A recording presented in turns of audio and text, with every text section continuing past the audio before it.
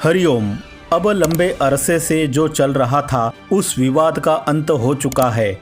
बरसों से कुछ षड्यंत्रकारी पूज्य गुरुदेव के शिष्यों की आस्था का दुरुपयोग करके, उनको गुमराह करके, उनको आश्रम के साधकों और संचालकों से भिड़ाने का दुष्कर्म कर रहे थे।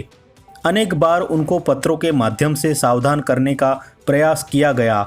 तब विचारवान साधक तो सावधान हो गए, पर भावुक भक्तों को बहकाकर उनके कानों में आश्रम विरुद्ध जहर डालकर आंतरिक मतभेद पैदा करके डिवाइड एंड रूल की कुनीति के द्वारा बरसों तक उनकी श्रद्धा का और करोड़ों रुपयों का शोषण किया गया। भक्तों की इस पीड़ा से व्यथित होकर श्री गुरुदेव ने आखिर षड्यंत्रकारियों का भंडा फोड़ ही दिया। इस षड्यंत्र को चलाने के लिए पैसे कहाँ से दिए जाते थे और भक्तों के पैसे का दुरुपयोग कैसे गुरु के संस्था के विरुद्ध किया जाता था, यह सुनकर भोले भाले साधकों का हृदय कांप उठा। आश्रम वाले सच्चे हैं या उनके विरुद्ध साधकों को बहकाने वाले सच्चे हैं, इस विषय में जो संदेह था वह निवृत्त हो गया। यत्र योगेश्वर कृष्णो तत्र श्रीर्विजयो भूतिर्ध्रुव नीतिर्मतिर्मम। जिस पक्ष में योगेश्वर गुरुदेव है वहाँ पर श्री, विजय, विभूति और अचल नीति है, यह स्पष्ट हो गया। फिर भी षड्यंत्रकारी साधकों को गुमराह करने में लगे हुए हैं। यह सिद्ध करता है कि उनका श्रद्धांतरण पूर्ण रूप से हो चुका है। अब गुरुदेव के वचनों में उनकी आस्था नहीं रही। उनकी आस्था तथा कथित संकीर्ण गुरु परिवार में ही है, जिसको गुरुदेव अपना परिवार मानते नहीं है। गुरुदेव ने अनेक बार कहा है कि उनका परिवार 3 मनुष्यों में सीमित नहीं है। उनका परिवार विराट है, जिसमें उनसे दीक्षित करोड़ों शिष्यों का समावेश होता है। फिर भी गुरुदेव की बात को काटकर, यानी उनके वचनों से श्रद्धा हटाकर एक गुट के लोग 3 सदस्यों के परिवार में आस्था रखते हैं। उसका कारण बुद्धि की मंदता या धन का लोभ हो सकता है। भगवान या सद्गुरु की दृष्टि में जो सत्य है उसको ही सच्चे भक्त और शिष्य सत्य मानते हैं। जो अपनी दृष्टि का सत्य भगवान या गुरु के ऊपर थोपते हैं वे सच्चे अर्थ में भक्त या शिष्य कहलाने के लायक नहीं है। ऐसे ही एक चैनल वाले विद्वेश पटेल ने साधकों को गुमराह करने के लिए ऐसी वीडियो बनाकर यूट्यूब पर डाली है, जिसको देखने पर उनकी बुद्धि की मंदता पर हंसी आती है। उसमें न कहीं किसी शास्त्र का प्रमाण है, न कहीं महापुरुष के वचनों का प्रमाण है। केवल अपनी भ्रांत मान्यताओं को सत्य सिद्ध करने का कुप्रयास है। चैनल का नाम तो डिस्कवरी ऑफ ट्रूथ रखा है, पर उनका कार्य तो कवरिंग द ट्रूथ है। यानी वे सत्य की खोज नहीं करते, सत्य को आवृत्त करते हैं, ढांक देते हैं। सिर्फ कुछ रुपए कमाने की लालच में वे साधकों को गुमराह कर रहे हैं। उनकी एक शॉर्ट फिल्म शिव परिवार के प्रारंभ में ही एक अव्यभिचारिणी भक्ति करने वाली कहती है, मैं शिव की भक्त हूँ, मैं किसी और को क्यों पूजूं, पार्वती के दर्शन क्यों करूं, इस शिव मंदिर में गणेश और पार्वती की फोटो क्यों है। अब जो अव्यभिचारिणी भक्ति करते हैं वे अपने इष्ट की ही मूर्ति अपने पूजा गृह में रख सकते हैं। सब मंदिरों में उनके इष्ट की फोटो हो ऐसा आग्रह नहीं रखते, पर यहाँ ऐसा पागलपन दिखाया गया है। और फिर उसको एक व्यभिचारिणी भक्ति करने वाली मूर्ख स्त्री समझाती है कि गणेश, कार्तिकेय आदि शिव के अंश है, इसलिए उनकी फोटो रखी है। जब यह पूछा गया कि डाकिनी और भूत प्रेत की फोटो क्यों नहीं रखी गई, तो जवाब देती है कि भोलेनाथ भूतनाथ है, पर भूतों के पिता नहीं है। शास्त्र के मुताबिक शिव और पार्वती की संतान में भूत प्रेत नहीं आते। किस शास्त्र के मुताबिक यह वचन कहे है, यह तो बताया ही नहीं उस मूर्खों ने।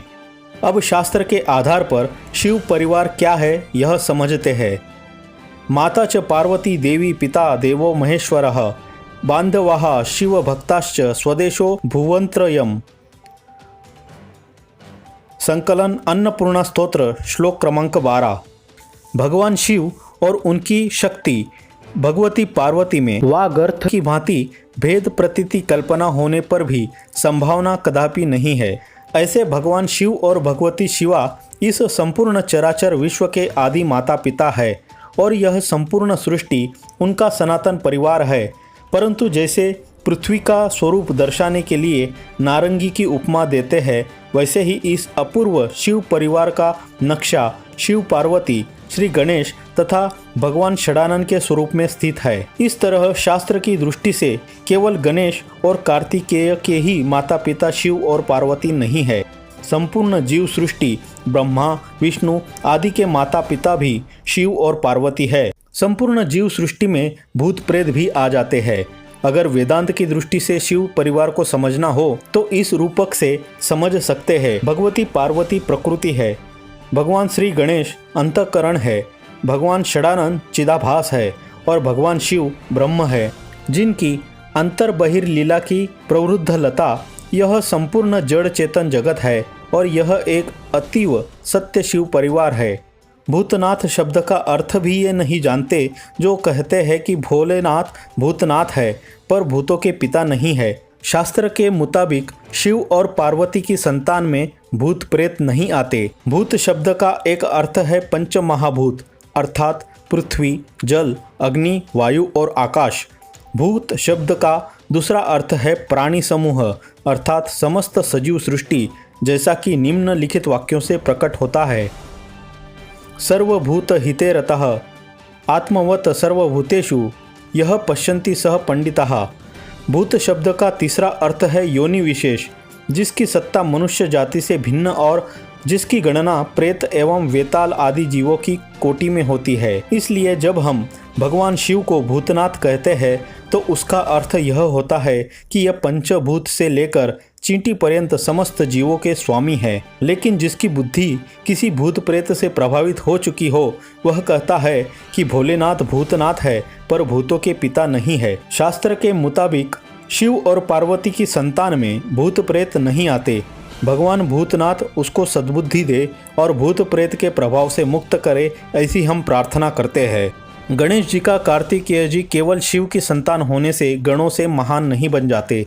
यह मैंने पहले पत्र में लिखा है, जिसको नीचे अद्रुत किया गया है। शिवरात्रि के एक प्रवचन की वीडियो में काउंटर 10900 पर वह कहती है, समझदार श्रोता तालियां नहीं बजाते तो भी कोई बड़ी बात कह दी हो ऐसे दिखाने के लिए तालियां बजवाती है। कहते हैं कि अच्छा है तुम्हारे गणों में ऐसा भेदभाव नहीं था कि शिव जी अलग है और गणेश जी अलग है। हमें तो ऐसा सामना करना पड़ता, तुम्हारे ऐसा दिक्कत नहीं आई, वो अच्छा है।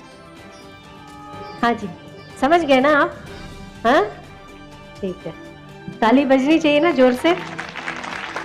अच्छा हुआ शिव जी को और गणेश जी को ये कभी सामना नहीं करना पड़ा कि शिव जी ने कहा गणेश जी के पास नहीं जाओ।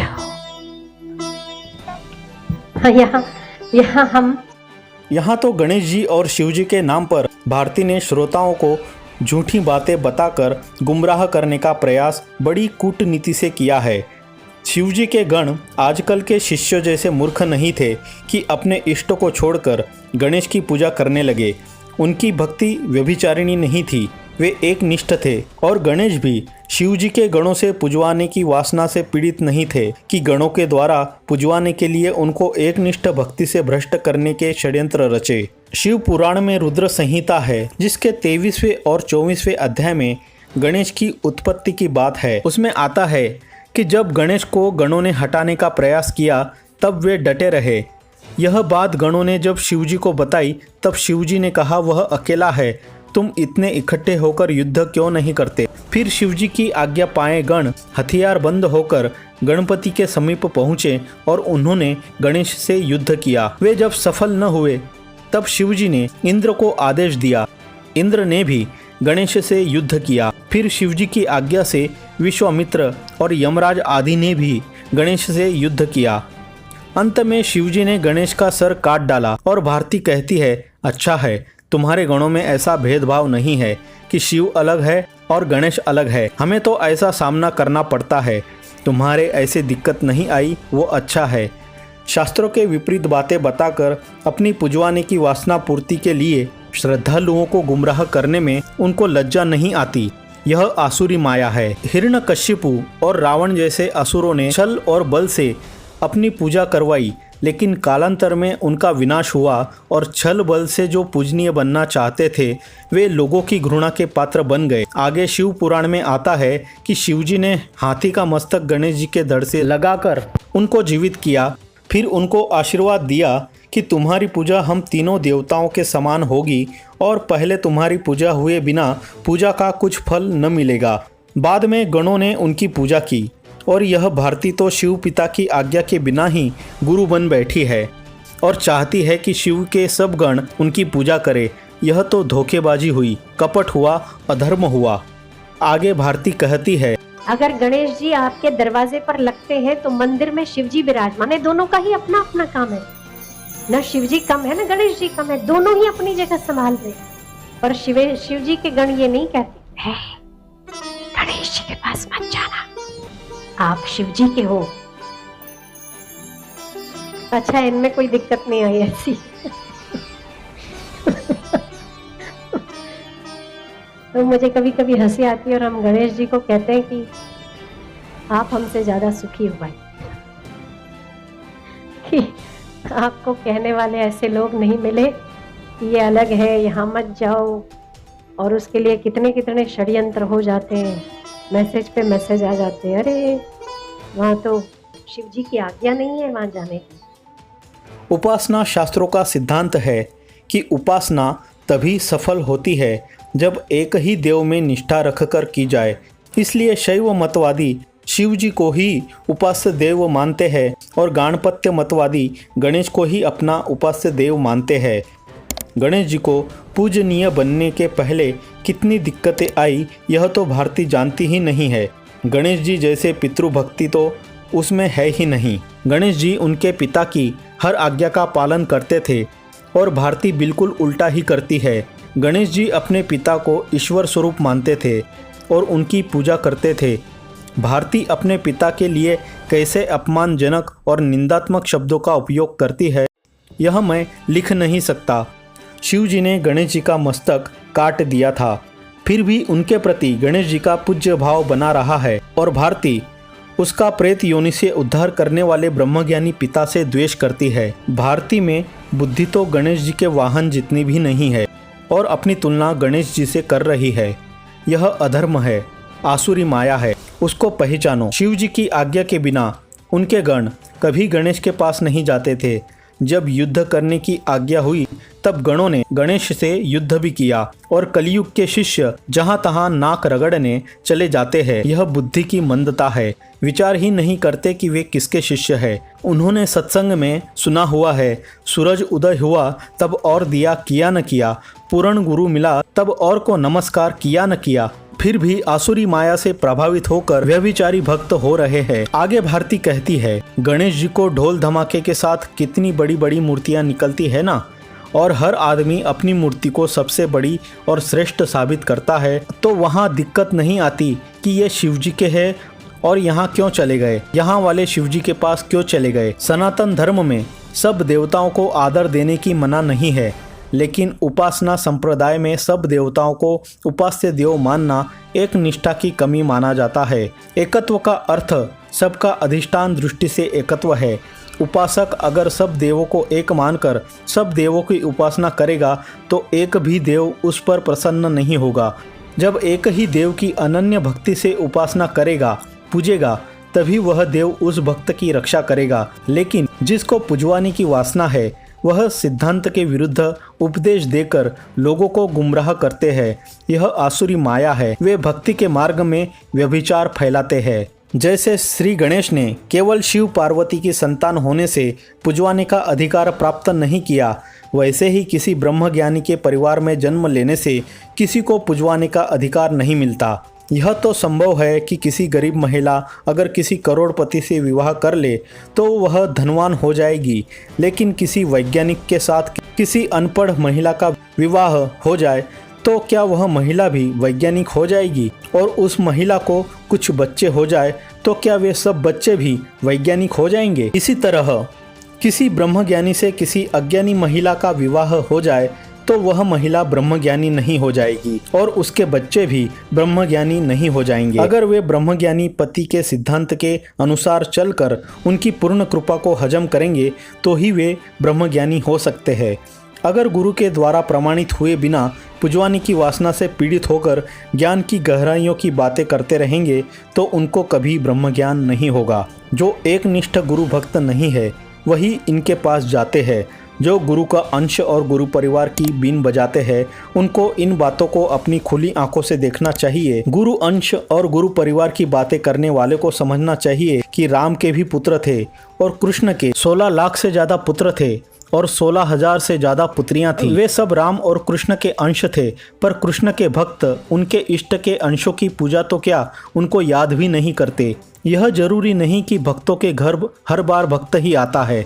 कभी हिरण्यकश्यप के यहाँ भक्त प्रहलाद भी हुए हैं और कभी भगवान कृष्ण के यहाँ भी संतों की खिल्ली उड़ाने वाले पुत्र हुए हैं, जो यदुवंशी एक ऋषि के द्वारा शापित होकर आपस में लड़ मर के नष्ट हो गए। जब तक भगवान या संत के परिवार को ज्ञान न हुआ हो, तब तक वे सब वासना में भटक रहे जीव ही होते हैं। वे अगर अपने को पुजवाने लगते हैं तो उनका पतन अवश्य होता है और उनको पूजने वालों का भी घोर पतन होता है। श्री योग वशिष्ठ के अनुसार पार्वती का पुलाव बनाने वाले भूत प्रेत आदि गण नहीं थे, पर उन पर आधिपत्य रखने वाली मातृकाएं देवियां थी, जया, विजया, अपराजिता, अलम्बुसा आदि।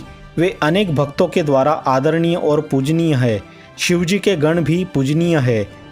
बसव पुराण के अनुसार मादम्बा नाम की एक निसंतान महिला ने पुत्र प्राप्ति की कामना से शिवजी के गण नंदिकेश्वर का पूजन किया। फिर नंदिकेश्वर उस भक्त के गर्भ में प्रविष्ट हुए और बसवेश्वर का जन्म हुआ।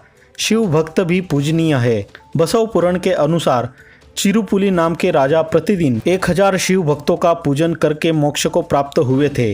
अतः शिव परिवार में केवल गणेश और कार्तिकेय और माता पार्वती ही पूजनीय नहीं है। अगर शिव के सिद्धांत के अनुसार उनके गण जीते हैं तो वे भी पूजे जाते हैं, पर शिव के संकेत के विपरीत आचरण करती है तो देवी उमा को भी दक्ष के यज्ञ में जाने के कारण अग्नि स्नान करना पड़ता है। सदगुरु की सेवा में अपना जीवन समर्पित करने वालों को जो भूत प्रेत की कोटि में रखते हैं और जिनके जीवन में सेवा के बदले शोषण है, समर्पण के स्थान पर विद्रोह है, ऐसे लोगों में जिनको दिव्यता दिखती है, उनकी बुद्धि अवश्य किसी प्रेतात्मा से प्रभावित हो चुकी है। उनको वशिष्ठ मुनि से कुछ सीखना चाहिए। ज्ञान की 7 भूमिकाओं का वर्णन करते हुए भगवान वशिष्ठ कहते हैं, जिनको मोक्ष प्राप्त करने की इच्छा उत्पन्न हुई है, वे पहली शुभेच्छा नामक भूमिका में होते हैं।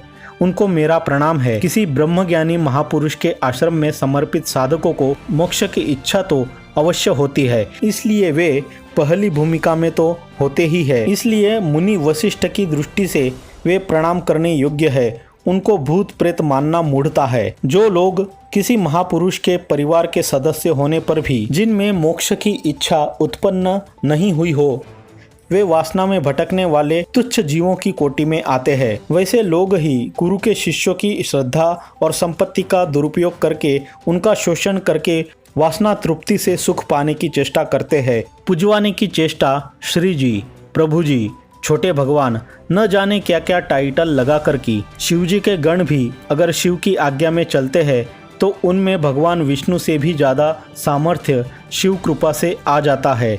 शिव शक्ति पुराण के अनुसार दक्ष के यज्ञ का ध्वंस करने के लिए जब वीरभद्र वहां पहुंचे, तब दक्ष की रक्षा करने के लिए दक्ष के इष्ट देव भगवान विष्णु वहां आए, पर वीरभद्र के आगे वे टिक नहीं सके और उनको युद्ध के मैदान से अदृश्य होना पड़ा था। अतः कोई शिव का गण है या शिव की अर्धांगिनी है, इस बात का विशेष महत्व नहीं है। वह शिव की आज्ञा में चलता है या शिव के संकेत के विरुद्ध मनमुख होकर अपने को शिव के भक्तों द्वारा पुजवाने लगता है, इस बात का महत्व है। तो यह भ्रष्ट जीवन है, दुर्मति है। ऐसे जीवों का अंत बहुत बुरा होता है। अगर शिव की आज्ञा में चले तो वीरभद्र भी पूजनीय हो गए और मनमुख होकर शिव के मना करने पर भी दक्ष के यज्ञ में गई तो देवी उमा को भी अग्नि स्नान करना पड़ा। संकीर्ण गुरु परिवार की पूजा करने वाले अगर अपना और गुरु परिवार का हित चाहते हो तो गुरु के आदेश के विपरीत आचरण करना त्याग दे। विद्वेष पटेल, उनका नाम तो भिन्न है, पर उनका काम गुरु के शिष्यों में विद्वेष फैलाने का है, इसलिए नाम बदल दिया है। जैसे जो लोग अपने स्वार्थ की पूर्ति के लिए मन घड़ंत बातों को, शास्त्र की बातें बताकर निर्दोष गुरु भक्तों को गुमराह करके व्यभिचारी भक्ति सिखाते हैं, उनका घोर पतन होगा। नारकीय यातनाएं भोगनी पड़ेगी। तब यहाँ जो दुष्कर्म करने के बदले रुपए मिले होंगे वे कुछ काम नहीं आएंगे और गुरु परिवार भी कुछ सहाय नहीं कर सकेगा, जो खुद यातनाएं भोगता होगा। कर्म की गति गहन है। भगवान श्री कृष्ण भी उनके परिवार के महाविनाश को रोक नहीं सके। अब भी मौका है। अपना और गुरु परिवार का कल्याण चाहते हो तो गुरुदेव के संकेत को मानकर खुद को और संकीर्ण गुरु परिवार को नरक में ले जाने वाली दुष्प्रवृत्ति बंद कर दो। गुरुदेव से क्षमा मांग लो और साधकों से इकट्ठा किया हुआ धन संस्था को लौटा दो। उस फिल्म में आगे वह मूर्ख कहती है, मुझे हनुमान जी की वो बात बड़ी अच्छी लगती है, पूज्य हूँ तुम्ही सहित परिवारा। हे राम जी, मैं आपकी परिवार सहित पूजा करता हूँ। हनुमान जी को राम जी की सेवा में जितना आनंद आता था उतना ही लवकुश की सेवा करने में आता है, क्योंकि दास भाव से राम जी की सेवा करते हैं। रामचरितमानस में देखा तो मालूम पड़ा कि ये वचन हनुमान जी के है ही नहीं, और राम जी के एकनिष्ठ भक्त हनुमान जी को भी व्यभिचारिणी भक्ति करने वाला बना दिया इस मूर्ख ने। हनुमान जी ने कभी लवकुश की सेवा की हो ऐसा किसी शास्त्र में लिखा नहीं है। जब लक्ष्मण जी, भरत जी आदि ने राम जी की सब सेवाएं बांट ली और हनुमान जी के लिए कोई सेवा नहीं छोड़ी, तब उन्होंने चुटकी बजाने की सेवा खोज ली। इस कथा से यह सिद्ध होता है कि वे राम जी की ही सेवा करना चाहते थे। अगर लवकुश की सेवा में भी उनको उतना ही आनंद आता जितना राम जी की सेवा में, तो वे उस समय लवकुश की सेवा में लग जाते। आजकल के मूर्ख लोग अपनी मनगढ़ंत बातों को सत्य सिद्ध करने के लिए कैसी कैसी फिल्म बना देते हैं। कलयुग के कालनेमी हनुमान जी को भी नहीं छोड़ते। जब वाल्मीकि जी को श्री राम जी ने पूछा कि मैं कहाँ रहूं, तब वाल्मीकि जी ने यह वचन कहे हैं कि श्री राम, लक्ष्मण और सीता को कहाँ रहना चाहिए। शीस नवहि सूर गुर द्विज देखी, प्रीति सहित करी विनय विशेषी। कर नित करहि राम पद पूजा, राम भरोस हृदय नहीं दूजा। श्री रामचरितमानस अयोध्या कांड 128:2। जिनके मस्तक देवता, गुरु और ब्राह्मण को देखकर नवते हैं और बड़ी नम्रता के साथ विनती करते हैं, जिनके हाथ नित्य रामचंद्र जी के चरणों की पूजा करते हैं और रामचंद्र जी को छोड़कर हृदय में दूसरों का भरोसा नहीं रखते। यहाँ वे स्पष्ट कहते हैं कि जो रामचंद्र जी के चरणों की पूजा करते हैं, अगर उनके परिवार की पूजा का संकेत होता तो वे साथ में सीता जी, लव और कुश का भी नाम जोड़ देते। आगे एकनिष्ठ भक्ति का महत्व समझाने के लिए कहते हैं कि जो श्री रामचंद्र जी को छोड़कर हृदय में दूसरे का भरोसा नहीं रखते, इसके विपरीत गुरु परिवार के पूजक गुरु की पूजा करने के बदले गुरु परिवार की पूजा करते हैं और हृदय में उनका भरोसा रखते हैं। आगे संत तुलसीदास कहते हैं, चरण राम तीरथ चली, जाहि राम बसहु तिनके मन माही। मंत्र राजू नित जप हूँ तुम्हारा, पूज ही तुम ही सहित परिवारा। श्री रामचरितमानस अयोध्या कांड 128:3। जिनके चरण राम तीर्थों में चलकर जाते हैं, हे रामचंद्र जी, आप उनके मन में बसिए, जो आपके मंत्र राज को नित्य जपते हैं और कुटुंब के समेत आपका पूजन करते हैं। यहाँ कुटुंब के समेत का अर्थ यह नहीं कि रामचंद्र जी के परिवार के साथ उनकी पूजा करते हैं। अगर ऐसा होता तो भगवान रामचंद्र के मंदिरों में लव और कुश की मूर्तियाँ भी सीताराम की मूर्ति के साथ होती। अतः कुटुंब समेत का अर्थ यह है कि जो भक्त अपने परिवार के सदस्यों के साथ मिलकर आपका अर्थात रामचंद्र जी का पूजन करते हैं। सीता जी का पूजन भी जब तक वे राम जी के साथ है तब तक होता है। राम जी से अलग सीता की पूजा कहीं नहीं होती। सीता जी ने अपना जीवन राम जी के सिद्धांत के अनुसार उनकी आज्ञा में चलकर बिताया है, इसलिए राम जी के साथ उनकी पूजा होती है। कल्पना करो कि रावण ने राम जी को छल कपट से जेल में कैद कर दिया हो और सीता जी अपनी पूजा कराने लगे, तो क्या वह राम जी के साथ पूजने योग्य रहती? और राम जी के लिए आया हुआ चढ़ावा या दान के पैसे अगर सीता जी अयोध्या के मंत्रियों को न देकर जो राक्षस राम जी की संस्था के विरुद्ध कार्य करते हैं ऐसे रावण और कुंभकर्ण को देने लगती, तब तो सीता जी श्री राम की अर्धांगिनी कहलाने के लायक भी नहीं रहती। अगर सीता जी ऐसा करती तो राम भक्त को यह समझने में देर नहीं लगती कि सीता जी भी रावण से मिली हुई है। लोग उनकी जूतों से पूजा करते। वैसे ही पार्वती की भी शिव जी के साथ पूजा होती है, क्योंकि शिव जी के सिद्धांत के अनुसार जीवन जीती है, उनसे अलग रहकर पुजवाने की इच्छा नहीं रखती। अगर भस्मासुर ने शिव जी को छल कपट से जेल में डाल दिए हो तो क्या पार्वती अपना पूजन करवाती? और अगर पार्वती शिव भक्तों के द्वारा दिया हुआ दान कैलाश के शिव गणों को न देकर भस्मासुर को देने लगती तो वह शिव जी की अर्धांगिनी कहलाने के लायक भी नहीं रहती। पार्वती अगर ऐसा करती तो शिव भक्त को यह समझने में देर नहीं लगती कि पार्वती भी भस्मासुर से मिली हुई है। शिव जी के साथ तो उनके गले में पड़ा हुआ सर्प भी पूजा जाता है, पर वह सर्प अकेला कहीं निकलता है तो उसको लोग मार डालते हैं। शीतला माता की सवारी गधे पर उनकी मूर्ति रखकर निकाली जाती है। भक्त लोग शीतला माता को प्रणाम करते हैं और अगर गधा यह समझने लगे कि उसकी पूजा हो रही है इसलिए वह पूजनीय होना चाहिए, फिर अकेला वह किसी खेत में घुसे तो उसकी पूजा डंडों से होगी। अगर ऐसे किसी गधे गधी को दूसरे लोग पूजने लगे तो वे मनुष्य नहीं हो सकते, गधे गधे ही हो सकते हैं जो मनुष्य शरीर में गधे गधियों का पार्ट अदा कर रहे हैं। जो मनुष्य हो और किसी ब्रह्मज्ञानी गुरु के शिष्य होकर भी अगर गधे गधियों की बातों से प्रभावित होकर गधे गधी बन जाए तो यह अत्यंत शोचनीय है। जो मनमाने ढंग से प्रभु जी बन जाते हैं उनसे ही नहीं, पर जो वास्तव में भगवान है उनसे भी गुरु बड़े हैं। इस बात को पुष्ट करते हुए संत तुलसीदास कहते हैं, तर्पण होम करित विधि नाना, विप्र जेवई देहि बहुदाना, तुमते अधिक गुरु ही जिया जानी, सकल भाव से वही सन्मानी। श्री रामचरित्र मानस अयोध्या कांड 128:4। जो तर्पण और नाना प्रकार के हवन करते हैं, ब्राह्मणों को भोजन कराकर बहुत सा दान देते हैं, आपसे अर्थात भगवान श्री रामचंद्र से बढ़कर मन में गुरु को समझते हैं और सब तरह से सम्मान कर उनकी सेवा करते हैं। यहाँ वे भगवान से भी अधिक महत्व ब्रह्मवेत्ता गुरु को देते हैं और सब तरह से जो ब्रह्मवेत्ता गुरु की सेवा करते हैं उनके हृदय को भी श्री रामचंद्र जी को रहने का स्थान बताते हैं और गुरु परिवार के तथा कथित भक्त गुरु के संकेत की अवहेलना करके गुरु परिवार की सेवा करने की बात कहते हैं। कितना गुमराह कर रहे हैं भोले भाले लोगों को ये पाखंडी लोग। आगे उस फिल्म में वह मूर्ख कहती है, अरे पूज्य बापूजी जैसे अवतारी महापुरुष की जीवन संगिनी बनना और उनके घर में जन्म लेना कोई छोटी मोटी बात नहीं है। ध्यान भले आप गुरुदेव का करो, लेकिन आदरणीय व पूजनीय तो पूरा गुरु परिवार है। महापुरुषों की जीवन संगिनी तो प्रारब्ध वेग से भी कोई बन सकती है। संत तुकाराम की पत्नी जिजाई, सोक्रेटिस की पत्नी जेंथिफी, गौतम ऋषि की पत्नी अहिल्या, जमदग्नि ऋषि की पत्नी रेणुका आदि में विशेष संतत्व नहीं था, फिर भी वे संत की पत्नी बन गई थी। किसी महापुरुष की जीवन संगिनी अथवा बेटी बन जाना कोई बड़ी बात नहीं है। उनके सिद्धांत के अनुसार अपने जीवन को ढाल देना बड़ी बात है।